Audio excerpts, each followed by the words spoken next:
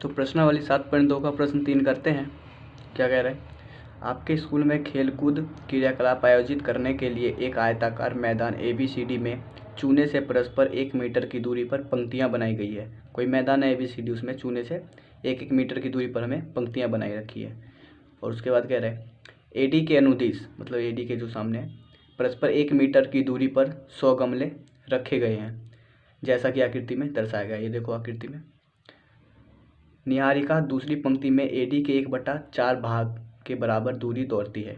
जो AD है उसके निहारिका क्या है? 1/4, यानी कि अगर वो 100 है तो वो 25 के बराबर दौड़ती है और वहाँ एक हरा झंडा गाड़ देती है। प्रीत 8वीं पंक्ति में AD के 1/5 के बराबर भाग के बराबर दौड़ती है और जो दूसरी लड़की है प्रीत, वो जो AD है उसके 1/5वें भाग के बराबर दौड़ती है, यानी कि 20 तो दौड़ती है। वहाँ एक लाल झंडा गाड़ देती है। दोनों झंडों के बीच की दूरी क्या है, ये हमें ज्ञात करना है। और कह रहा है यदि रश्मि को एक नीला झंडा इन दोनों झंडों को मिलाने वाले रेखाखंड पर ठीक आधी बीच दूरी में गाड़ना हो तो उसे अपना झंडा कहाँ गाड़ना होगा। तो इसको हम करते हैं, लिखेंगे इसको। चित्र से स्पष्ट है कि निहारिका द्वारा गाड़े गए झंडे की स्थिति, मान लिया P है वो कोई बिंदु, निहारिका कहाँ पे खड़ी है, कोई P बिंदु है और उसकी स्थिति क्या है 2,1/4 × 100। देखो ये जो 2 आया ये तो दूसरी लाइन है, ये 2 हो गया हमारा एक्स एक्सिस को मानेंगे, ठीक है। और ये जो 1/4 आया है तो उसने कहा था क्वेश्चन में हमें कि जो ये पूरे 100 रखे हैं 1/4 भाग इसका दौरी थी, तो इसका मतलब कि 4 से ये 100 कट जाएगा तो ये कितना आएगा 2,25। ये तो हो गई निहारिका की स्थिति।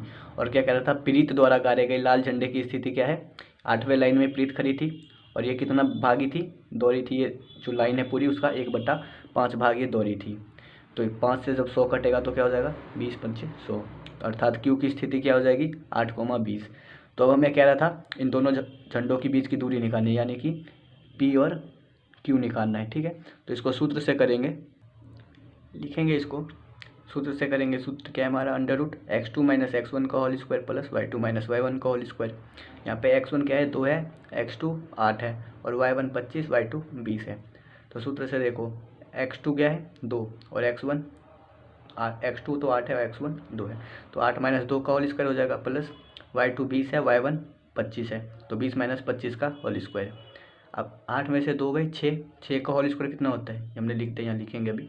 और 20 में से 25 गए यानी कि -5, तो -5 का होल स्क्वायर हो जाएगा। 6 का होल स्क्वायर कितना होता है 36 और -5 का होल स्क्वायर कितना होगा 25, माइनस माइनस प्लस हो जाएगा। अब 36 + 25 कितना हो गया √61, तो √61 का मान नहीं होता, √61 ही लिखेंगे इसको।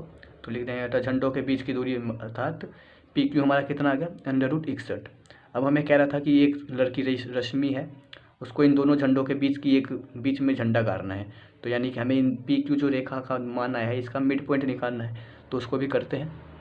तो लिखेंगे कि माना रश्मि द्वारा रेखाखंड PQ के आधी दूरी पर लगाए गए नीले झंडे की स्थिति M है। हमने मान लिया कि उसने PQ जो रेखा है उसके बीच में कहीं पे झंडा गाड़ा है, तो हमने मान लिया कि उसने कहाँ पे गाड़ा है M बिंदु पे।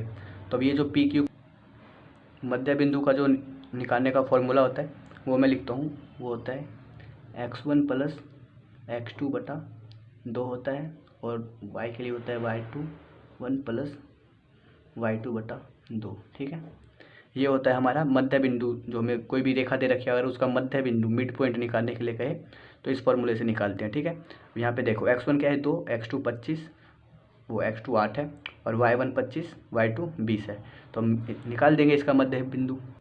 तो कर देंगे इसको, मान बिठाया हमने x1 2, x2 8/2 है और y1 25, y2 20, इन दोनों को जोड़ के /2 कर देंगे। 8 + 2 10, 10/2 और 25 + 20 कितने हो गए 45/2। इसको 2 से काटेंगे 5 होगा, 45 को 2 से काटेंगे तो 22.5, ठीक है। तो अर्थात हमारी जो M की स्थिति होगी वो क्या होगी 5.5, 22.5, यानी कि 5 जो है वो 5वें रेखा पे होगी और 22.5 जो उसके बीच की जो दूरी है 5वीं रेखा की वो होगी, ठीक है। तो ये था तीसरा प्रश्न। चौथा देखते हैं इसकी अगली वीडियो में, तब तक के लिए धन्यवाद, जय हिंद।